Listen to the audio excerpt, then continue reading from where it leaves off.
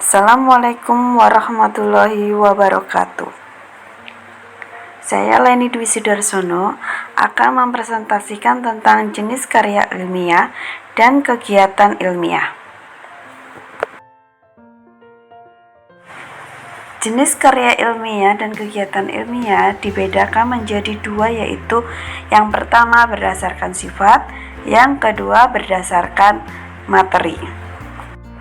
Yang pertama saya akan membahas yang berdasarkan sifat, yang terdiri dari non-teknis konkret. Ciri-cirinya informatif, bernada populer, tanpa definisi istilah-istilah yang spesifik dan sistematis.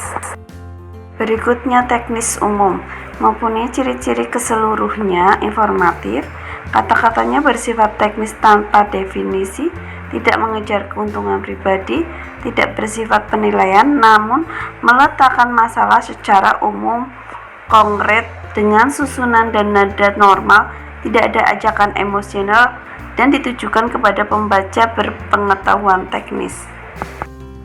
Berikutnya adalah abstrak formal, berbentuk rangkuman umum, informatif, non-teknis, tidak mengejar keuntungan pribadi, dan tulus.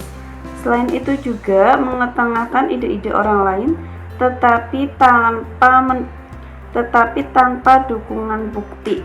Nada dan bahasanya formal, tidak ada ajakan emosional, isi dan istilah-istilah yang dipakainya pun populer. Kemudian berikutnya adalah spesifik historis. Keseluruhan ciri-cirinya informatif, berdasarkan pada sumber sejarah, tanpa ajakan emosional, tidak mengejar keuntungan pribadi, tulus, tidak memuat penilaian, konkret dan spesifik, semi teknis, bahasa dan susunannya diatur secara formal. Berikutnya yang berdasarkan materi, yang terdiri dari yang pertama makalah. Makalah merupakan karya ilmiah yang menyajikan sebuah masalah yang penyelesaiannya mengandalkan berbagai macam data yang ada di lapangan. Kedua, kertas kerja. Kertas kerja ini hampir sama dengan makalah, namun dibuat dengan analisis yang lebih mendalam dan tajam, serta dipresentasikan pada seminar atau lokakarya yang biasanya dihadiri oleh ilmuwan. Yang ketiga adalah artikel ilmiah. Dalam konteks jurnalistik, artikel merupakan karya ilmiah yang berisi pendapat subjektif pembuatnya mengenai sebuah peristiwa atau masalah tertentu. Yang keempat, paper. Paper merupakan satu di antara jenis karya ilmiah yang populer di tengah mahasiswa. Yang kelima adalah skripsi. Skripsi merupakan karya ilmiah yang dibuat oleh mahasiswa untuk bisa mendapatkan gelar sarjananya. Yang keenam, tesis. Tesis adalah karya tulis ilmiah mahasiswa untuk menyelesaikan program studi S2 atau pasca sarjananya.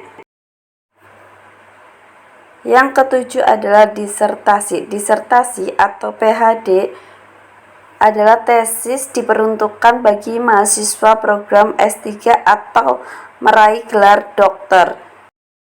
Kegiatan ilmiah. Kegiatan ilmiah adalah rangkaian kegiatan mengamati fenomena dan data berdasarkan metode ilmiah untuk mendapatkan kesimpulan dari fenomena dan data yang diamati. Bentuk-bentuk kegiatan ilmiah. Yang pertama seminar, kedua diskusi,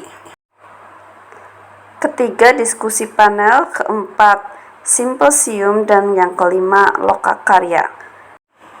Demikian presentasi dari saya. Mohon maaf jika ada kata-kata yang kurang berkenan. Akhir kata, wassalamualaikum warahmatullahi wabarakatuh.